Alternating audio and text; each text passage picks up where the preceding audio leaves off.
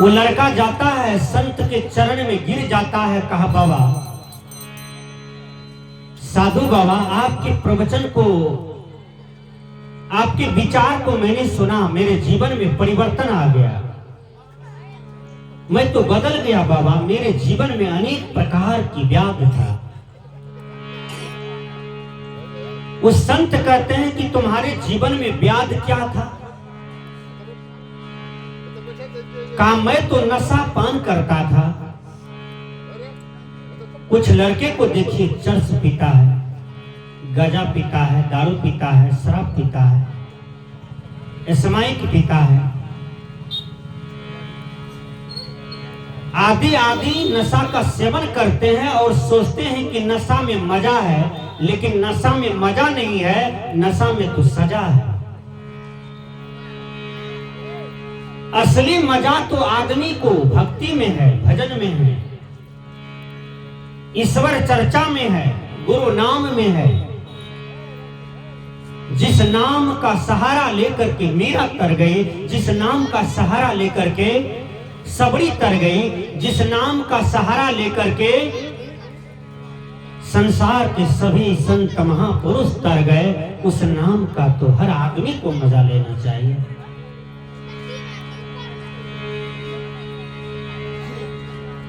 जब कोई परीक्षा देता है ना, वह पास हो जाता है तो उसके जीवन में आनंद आता है।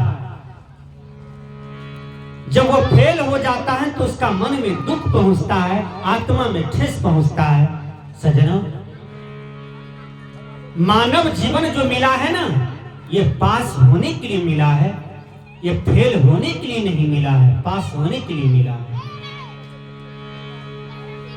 संसार में जीवन जीने वाले तो अनेकों शरीरधारी हैं, लेकिन उसमें कल्याण नहीं हो सकता है, उसमें मुक्ति मोक्ष नहीं हो सकता है, यदि उनका एक साधन है, वह है मानव शरीर। इसलिए रामायण कहते हैं, बड़े भाग मानुष तन पावा।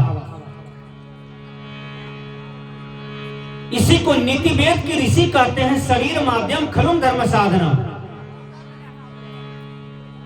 मोक्ष का साधन शरीर है, मुक्ति का साधन शरीर है। वो कौन सा शरीर है? तो वो मानव का शरीर है। क्या बैल भजन कर सकता है? क्या ऊंट गधा भजन कर सकता है? क्या जोक चालू पिल्लू भजन कर सकता है? लेकिन शरीर जीवन तो उसके पास भी है, भजन एक कर सकता है, उसका नाम है केवल मानव। और मानव तन जो है वह परीक्षा में पास होने के लिए परमात्मा ने दिया है, गुरु ने दिया है। लेकिन यह मनुष्य करता क्या है? चोरी में पड़ जाता है, झूठ में पड़ जाता है, बेविचार में फंस जाता है, हिंसा में फंस जाता है और नशा में फंस जाता है। ये पंच पाप में फंस जाता है और इसी में फंस करके अपने जीवन को दुख में गिरा देता है और रोते रोते अंत में संसार से चला जाता है।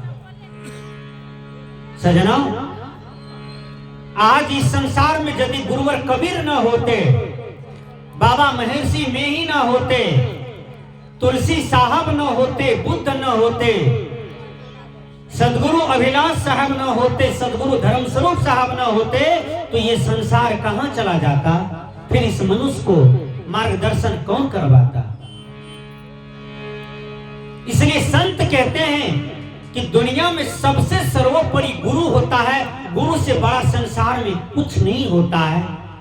एक सुंदर मास्टर साहब विद्यालय में जाते हैं और विद्यार्थी से प्रश्न करते हैं, बोलो बेटा, संसार में बड़ा क्या है? एक विद्यार्थी कहते हैं, गुरुजी संसार में सबसे बड़ा बोतल होता है। 10 मिनट के बाद गुरुजी आए, कहा बेटा संसार में सबसे बड़ा क्या होता है? कहा बोतल। कहा आंसर गलत है। कहा यदि बोतल बड़ा होगा तो फिर वह शेषनाग पर खड़ा क्यों होगा? क्योंकि सारी पृथ्वी तो शेषनाग पर खड़ा है, तो जो पूरा पृथ्वी का भार उठाया हुआ है, बड़ा तो वो न हुआ जी। घर में बड़ा कौन होता है? जो मालिक होता है घर का। देश में बड़ा कौन होता है? जो राष्ट्रपति होता है, प्रधानमंत्री होता है, जो समूचा देश को चला रहा है। जो समुच्चा संसार का वजन सहा हुआ है वो शेषनाग बड़ा होता है। बेटा तुम्हारा आंसर गलत तो हो गया। विद्यार्थी कलम से लिख लिया शेषनाग बड़ा होता है और उसी को रटने लगा। फिर 10 मिनट के बाद गुरुजी आए, कहा बेटा क्या रटते हो? कहा आपका दिया हुआ जो आंसर है गुरुजी उसी को रट रहा हूं। कहा ठीक है रटो। 10 मिनट में फिर गुरुजी आए, कहा क्या बोल रहे हो? कहा शेषनाग बड़ा होता है। कहा आंसर गलत है। यदि शेषनाग बड़ा होता तो क्यों शंकर के गला पड़ा होता? शेषनाग शंकर भगवान के गले पड़े हैं और शंकर भगवान कितने शक्तिशाली हैं कि शेषनाग को अपने गले में लपट लिए हैं और शेषनाग उसको कुछ बिगाड़ नहीं पाते।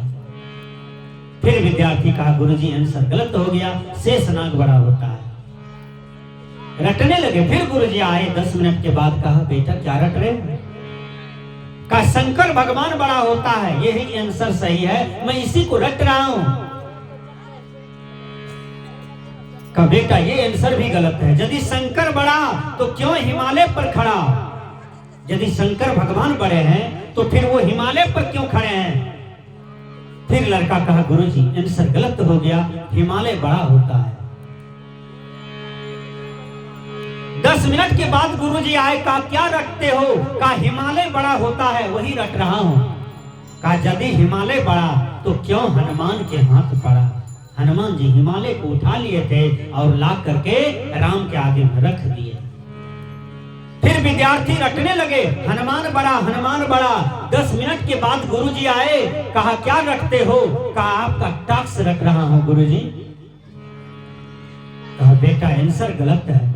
यदि हनुमान बड़ा तो क्यों श्री राम के चरणों में खड़ा?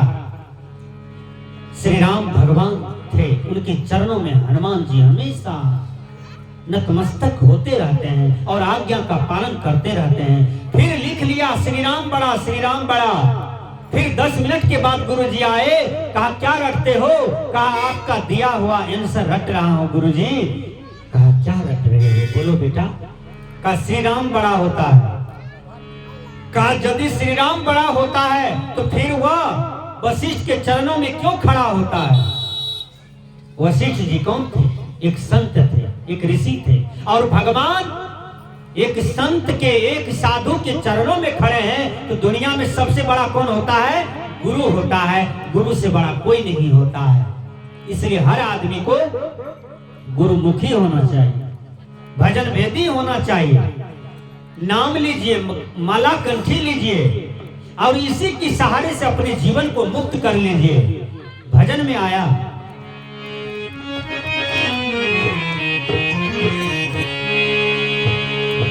कोना कयंगना जय भाहे सखिया,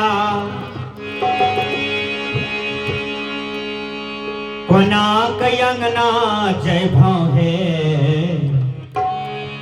अंगना तोर घर बरिया सखिया, कोना कयंगना जय भाहे।